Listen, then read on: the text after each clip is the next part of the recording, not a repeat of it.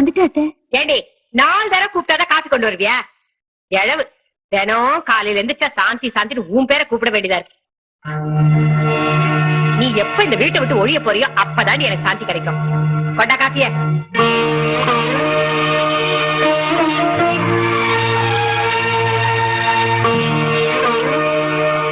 ஆமா, மாசம் மாசம் உன் புருஷன் தூக்க முடியாம தூக்கிட்டு வந்து தருவான சம்பள பணம் 800 ரூபாய். இந்த மாசம் தேதி 2வது. இன்னும் ஏண்டி தரல? ராத்திரி ஆபீஸ்ல கொஞ்சம் லேட் ஆயிடுச்சு. வரும்போது நீங்க தூங்கிட்டு இருந்தீங்க. சரி காலையில கொடுக்கலாம்னு பார்த்தேன். இதுல 750 ரூபா இருக்கு. 800 ரூபாய் கொடுத்துட்டு இருந்த ஏன் 50 ரூபாய் குறையுது? கண்ணை ஸ்கூல்ல எல்லாரும் எக்ஸ்கர்ஷன் போறாங்களாம். அவனும் போகணும்னு ஆசைப்பட்டான். அதான். ஐயோ ஐயோ ஐயோ, இந்த அக்கிரமத்தை கேட்கறதுக்கு யாருமே இல்லையா? ரேகா, ரேகா, இங்க வாங்களே. என்னம்மா? வசந்த், இந்த அக்கிரமத்தை பாத்தியா? நான் ஏதாவது பேசினா மூத்ததார்த்து பையன்னு இவன் குடும்பத்தை கொடுமைப்படுத்துறதா எனக்குன்னு வாச்சிருக்காரே அருமை புருஷன், அவர் குறை சொல்வாரு. வாடகையே இல்லாம இங்கேயே தங்கிக்கிட்டு 3 வேளை மூக்க பிடிக்க திங்கறதுக்கு ராசா மாசம் மாசம் 800 ரூபாய் பணம் தருவாரு. இப்ப அதுலயும் 50 ரூபாய் குறையுது. கேட்டா பெத்து வச்சிருக்காரே பையன், அவன் ஊர் சுத்த போறானா. அது வேற ஒண்ணும் இல்லம்மா, நான் மாசம் மாசம் செலவுக்கு 2000 ரூபாய் பணம் தரேன்ல, அந்த பணத்துல ஓசில எல்லா வசதியும் கிடைக்குது. அதான் பையனை ஊர் சுத்த அனுப்புறாரு. சின்ன குழந்தை அழுதானதான் அவனை எக்ஸ்கர்ஷன் அனுப்பலாமான்னு பார்த்தேன். சரிப்பா ஒண்ணும் போவேனா, இந்தாங்க. ரோஷம் பொத்துக்கிட்டு வந்துச்சா? இதுல ஒண்ணும் குறைச்சல் இல்ல. சரிம்மா, எனக்கு ஆபீஸ்க்கு டைம் ஆச்சு, நான் கிளம்புறேன். சரிப்பா. என்னம்மா காலையிலே உன் மூத்த மருமக மூட அப்செட் பண்ணிட்டாளா? ஆமா, எல்லாம் உங்க அப்பா குடுக்குற செல்லம். ஏண்டா என் வீட்டுல தண்ணி வரல, எல்லா துணியும் தோச்சு அயன் பண்ணி வை. காஸ்ட்லி புடவை எல்லாம் இருக்கு, பொறாமப்பட்டு பூசிக்கிறாத. போடி, போய் துவைச்சு படுப்போம். லதா, நாளுக்கு நாள் இப்படி இழைச்சுக்கிட்டே போறியே, உன் புருஷன் உன்னை சரியா கவனிச்சுக்கிறான்ல? நான் ஓன் ட்ரைனிங்ல வளர்ந்தவமா, என் வீட்டு கடிகாரம் கூட என்ன கேட்டுதான் மணி அடிக்கும். ராசாத்தி.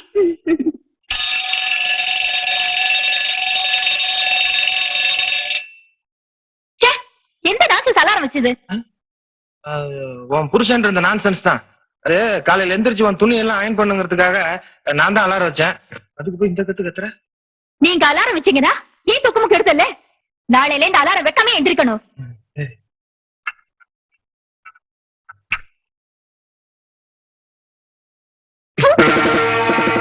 காஃபியாது வர வர திமிர் ஜாஸ்தியா போச்சு. போய் வேற காஃபி கொண்டு வா. என்ன ஏமோஜி பாக்குறீங்க? போய் வேலை பாருங்க.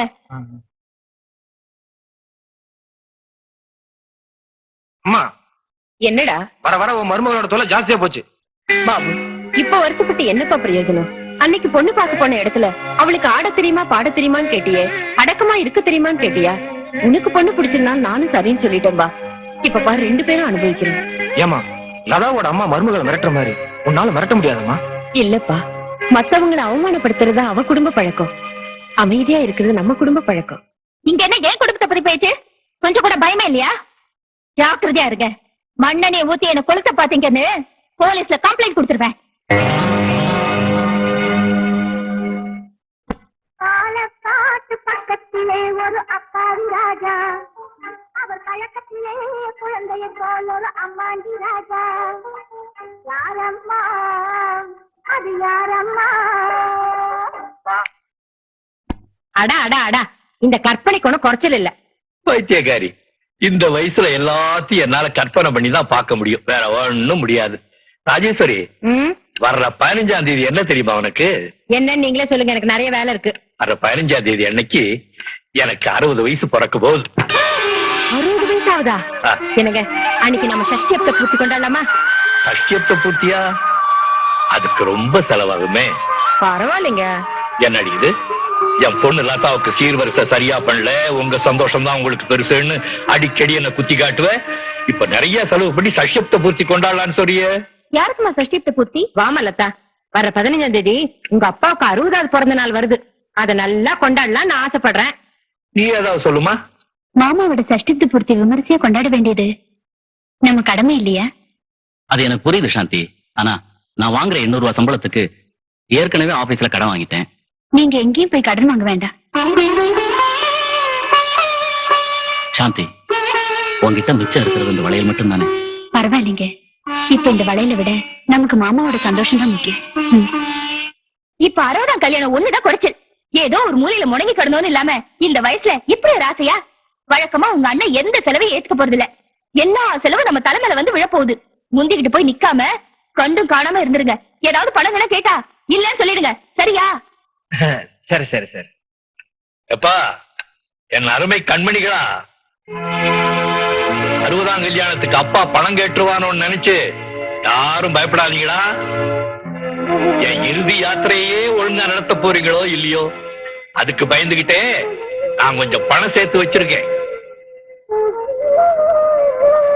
ஏதோ பாவம் உங்க அம்மா 60ஆம் கல்யாணம் பண்ணணும்னு ஆசைப்படுறா. அதையும் என் பணத்திலேயே செஞ்சு முடிச்சிருங்க.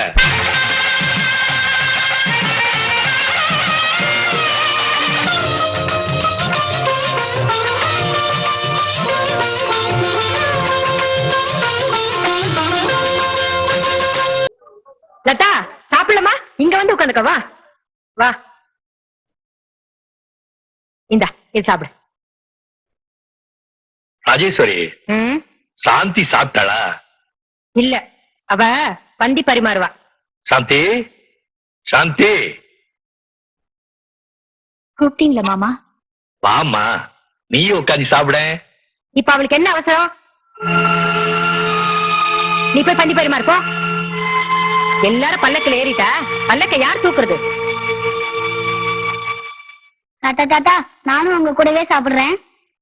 உட்காந்துக்கோ, தாத்தா இலையிலே சாப்பிடு. அம்மா புள்ளையும் ஏன்டா இப்படி சோத்து கலையறீங்க? எந்திரிச்சு போய் எல்லாரும் தண்ணி ஊத்து போ. அம்மா,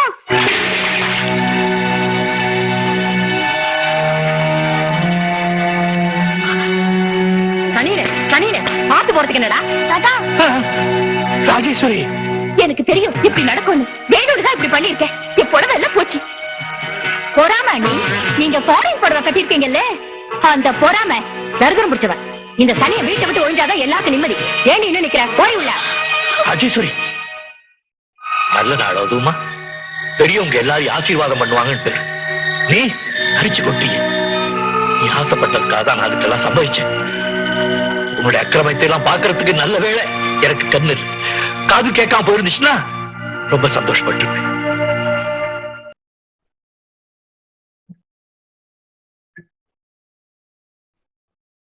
ஆச்சு, ஆச்சு, ஆச்சு. ரேகா, என்னமாச்சு? என்ன இவ்வளவுதான் அத்தை? என்ன செஞ்சா? ஏய் சாந்தி, என் ரூம பெருக்கியா நீ? இப்பதான் ரேக்கா பெருக்கிட்டு வந்தேன். அப்போ நான் போய் சொல்றேங்கிறியா? வந்து என் ரூம பாரு, தூசி எல்லாம் அப்படியே இருக்கு. அந்த அலர்ஜினாலதான் எனக்கு தும்மல் வந்துச்சு. இல்ல ரேக்கா. எதுக்கா பேசுற அத்தை? தினமும் இவளோட சண்டை போட்டுட்டு இருக்க முடியாது. சீக்கிரமா ஒரு நல்ல வேலைக்காரியா பாருங்க. வேலைக்காரியா? இவ புருஷன் கொடுக்கிற பணத்துக்கு இவ இந்த வேலை கூட செய்யாம இங்க எப்படி இருக்க முடியும்? இத பாரு, ஒழுங்கா வேலை செய்ய முடியும்னா இங்க இரு, இல்லன்னா வீட்டை விட்டு போயிடு. என்ன? இனிமே ஒழுங்கா வேலை செய்யறது. சொல்லிட்டு இங்கே நிக்கிற? சீக்கிரமா போய் ரேகா ரூம் கிளீன் பண்ணு. அவளுக்கு தூசி அலர்ஜின்னு தெரியுமில்ல? சாந்தி, இல்லம்மா. ராஜேஸ்வரி, எல்லாரையுமே தூசியா நினைக்கிற உன்னுடைய 2வது மகளுக்கா தூசி அலர்ஜி? அவளுக்கு தூசி அலர்ஜி இல்லடி, உனக்கு அவளுக்கு சேர்த்து காசு அலர்ஜி. அம்பாவத்தையும் 2வது மருமகளையும் குப்பையோட சேர்த்து பெருக்கி தெருவுல கொட்டாதான் இந்த வீட்டுக்கே பிடிச்சிருக்கிற அலர்ஜி போகும். யார்கிட்ட என்ன பேசுறோன்னு தெரிஞ்சுக்கிட்டு பேசுங்க. அம்மாடி, எனக்கு பார்வைதான் தெரியாது, பேச தெரியும். நான் எல்லாத்தையும் தெரிஞ்சுக்கிட்டு தானே பேசுறேன். என் புருஷன் வரட்டும், 2ல ஒண்ணு பாத்துடுறேன். கத்தேரிக்க. அவளுடைய அகம்பாவம் தான் உனக்கு ஒட்டும் நினைச்சேன். அலர்ஜி ஒட்டிக்கிச்சா? நடு வீட்டுல நின்னு முக்காதே. மடி, அவங்க கூட சேர்ந்து நானும் உனக்கு ஒரு வேலை கொடுக்க போறேன். தப்பா நினைச்சுக்க மாட்டிய? என்ன மாமா இப்படி எல்லாம் பேசுறீங்க? இத படி. யாரும் எழுதிருக்கா? சிவா எழுதியிருக்காரு மாமா.